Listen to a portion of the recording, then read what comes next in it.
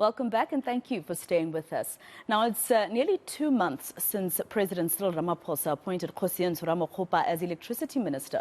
But the president is yet to clarify what powers Ramokgopa holds and why is it taking so long to set the record straight on Ramokgopa's job specs. There's also been harsh criticism around the new minister, with some energy experts saying he's done nothing to date as the country continues to battle crippling power cuts. Now, for more on this, we're joined by political analyst in studio, Lukhona Mnguni. Lukhona, thank you very much for coming in. Just firstly, there's many questions around this. Why a whole ministry in the presidency created, but every time media asks him tough questions, his answer here and there will say, I don't have a spec. Well, Masego, this is quite interesting. I had a sit down with the Minister of Electricity, Dr. Ramokgopa, about exactly this issue to say, where are going to be the lines of governance and accountability and power sharing? And he eventually did concede that they hadn't done enough to clarify those powers. And you'll remember that I think the president himself, in the very State of the Nation address where he announced this Minister of Electricity, sort of tied himself up because he then maintained that the Department of Public Enterprises will remain the shareholder representative at Eskom and also be responsible for the restructuring of Eskom and thirdly for the implementation of the just energy transition. Now you've got another department, of course, the Department of Mineral Resources and Energy, which has powers vested in it about the energy plan for the country and so on. And we haven't seen what the powers to the Minister of Electricity look like, particularly, Masego, in this case where there has been the withdrawal of the declaration of the national state of disaster on electricity and Eskom. And I think it's indicative, though, of the lethargic nature in which this president tends to act, overly consults. And it's funny because if you remember when he addressed civil society bodies that were convened by the ANC one of the weekends last month, he actually was proudly saying he didn't consult about this issue of the Minister of Electricity because we always complain that he consults a lot. So now he was bold and decisive, but it seems like his boldness might be backfiring on him. And that's where I was coming, before you and I discuss how this is showing an administrative crisis possibly within the presidency of President Cyril Ramaphosa and how decisions are made, I was coming to you precisely about the state of disaster. When it was announced that we are going into a state of disaster because of the crisis, he then said, I will therefore be appointing a Minister of Electricity. So now that the state of disaster has been scrapped or it's been taken back, however you want to put it, where's the budget coming from for this ministry? That's an interesting question because that ministry was not budgeted for when Minister of Finance actually tabled the budget speech and supporting documents. That ministry did not appear in the presidency's budget. But of course, one supposes that they've probably redirected certain funds within the presidency itself that were meant for something else and now have to support this minister. If you would have seen him on a huge tour of power stations and so on. But now that all seems to be somewhat in vain because what is he doing on a daily basis after the tour? Where is the resource mobilization fund, which was to come from the private sector at about 100 million rands, as he would have stated it, and who is going to have power and responsibility over that fund once it has been established and the private sector says the money is available?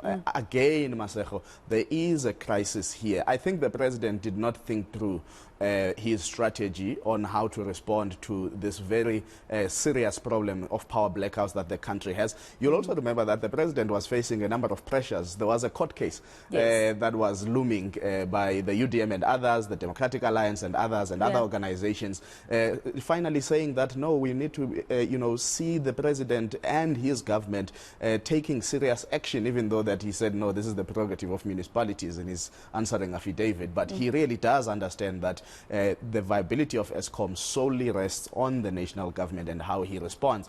But it seems as if he did not think through his strategy, and this is why now we are asking these multiple questions. And it's neither here nor there whether there are political considerations within, the ANC and so on. The number of stories that have come out, where, the likes of Minister Gwede Mantashe are said to have had serious misgivings about a reduction of their powers. And of course, if you are the shareholder representative as Minister Pravin Gordhan, you'd want to make sure that you have all the powers that come with being a shareholder representative to ensure that Eskom is running a well-oiled machine. But this is very urgent because Eskom doesn't have a CEO. They are still looking for a CEO, or at least, that process is somewhat advanced, but you have a new board and so on. So you do need a bit of certainty and stability, but effectively, it's all about accountability. Who can citizens say is accountable for the Eskom crisis? Because Dr. Ramokgopa said to me when he spoke, he's going to take the project manager approach. So if you're taking a project manager approach, you vest a lot of powers in your project manager, and that doesn't seem to be what is happening. Yeah, and the administrative crisis then that I was talking about, somebody was saying that his job spec should be coming from Thulas Nxesi's office somehow, in terms of, speculating, or rather stipulating in his contract what his powers are, what he can and cannot do, etc., because he's Minister of Public Service and Administration. So if this is true, what is Nxesi waiting for? I would assume that HR would wait for the person who appointed you to say, please create a job spec for this person. Look, I mean, the mandate to all ministers is given by the president. Yes. This is not a Thulas Nxesi problem. You can have a process where Thulas Nxesi could be part of it and could be part of advising. I mean, there are a number of bodies that are available to government to assist in a number of ways. But it's the president who needs to have the biggest clarity of thought about the role of this ministry. And first, you remember that he would have announced it in his State of the Nation address and waited for about another month to actually announce who that person is going to be. Now we've got a mandate problem, particularly with the withdrawal of the declaration of the state of disaster. So this for me is an embodiment of how President Ramaphosa chooses to approach his leadership. Appear to be doing something but not have the necessary clarity about what the next steps look like. And he's now playing himself into a very tight corner because society does want to see that you've got a decisive president. But again, these have been some of the criticisms by a number of commentators in terms of viewing the president's leadership style. I mean, I know some in the ANC, they call him, he's a process man. But the truth of it is that, unfortunately, you don't have the luxury of time to sort something out like Eskom. And I think that even with these multiple stages of blackouts in the country, they are beginning now to further ail the infrastructure of Eskom. So the anecdotal stories of people losing electricity for far more than the speculate or scheduled time for the power blackouts are actually growing, which tells us that the problem is probably getting far worse. Even those with backup, whether they've got solar or they've got inverters, they are also running out because electricity does not return at the rate at which it is expected to come back, even with the messy schedules, really. Now, without a job spec, basically it's like a service level agreement that you would be giving between yourself and someone who's supposed to be rendering services for you. Where does that leave us as South Africans? At the end of the day, whatever is delaying this process, whether it be because they had to withdraw the state of national, the state of national disaster, or the state of the national disaster, whether it was because of that or other reasons within the presidency and government in terms of, finalizing his job spec, where does that leave us as citizens in terms of electricity? Who do we so we still go to the other two ministers, but what do we say this minister is doing then besides visiting? Well, I think it leaves South Africans at a number of places. Firstly, it leaves you in the dark, without a doubt. You are literally in the dark without electricity that is, guaranteed, that is reliable, and that can help you, have a very predictable life. Secondly, it leaves South Africans at the possibility of wastage of taxpayers' money because you have a minister who has not been given the powers that were promised. But also remember, President Ramaphosa actually signed performance agreements with ministers 2 years ago or something like that. This minister has no performance agreement, just like the other newly appointed ministers have no performance agreements that people can actually reference and refer to.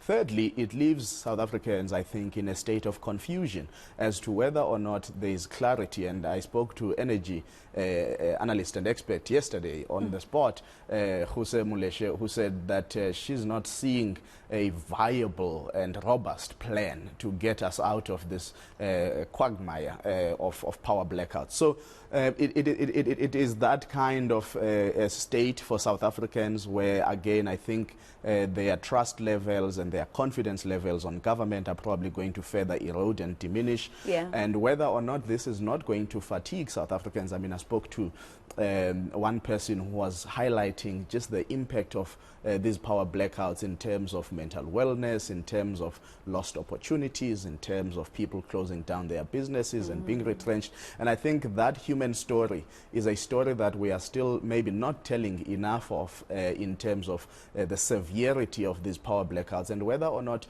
we have plans as a country to repair the harm that is actually being caused by these power blackouts. And that is going to be a much more long-term project. But the further you go without a robust plan, without clarity on roles and responsibilities, means that the crisis is going to deepen in society. So that means that, for me, it's as if tomorrow Dr. Kgosientsho Ramokgopa can come back to us and say, well, actually, I can't take accountability for whatever happened in the first 2 months of my stint as minister, because I actually didn't even have a service level agreement. I actually didn't sign anything that told me what specifically I had to do in my job. Could he come back tomorrow and say, I can't account to that? Well, he probably would make the president look very weak if he did that. You'll remember that, I mean, even in Parliament, there isn't a portfolio committee of electricity. There isn't a portfolio committee in Parliament for the presidency, and political organizations such as eNCA Freedom Party has been challenging this issue for some time now, and I see some organizations in Parliament have started to join that they need an oversight committee for the presidency in Parliament. So effectively, Minister Ramokgopa unfortunately is floating, and that is the reality of it. And I don't even think he needs to come out and tell us that. It's quite evident that he's floating with nowhere in actual fact to be accountable. He is at the service of the president, and this was meant to be a short-term arrangement. You'll remember it was sort of like this ministry will exist for about 18 to 24 months until you've done something. So you are now saying, effectively, we've eaten into those months, and it's almost like that moving 18 months that ESCOM has always had will end power blackouts in 18 months, and 2 years later it's still 18 months. All right, Lukhona Mnguni, thank you very much for coming in and speaking to us. Lukhona Mnguni, political analyst, and he's also the host of On the Spot with Lukhona Mnguni, which airs here on eNCA Sundays at noon.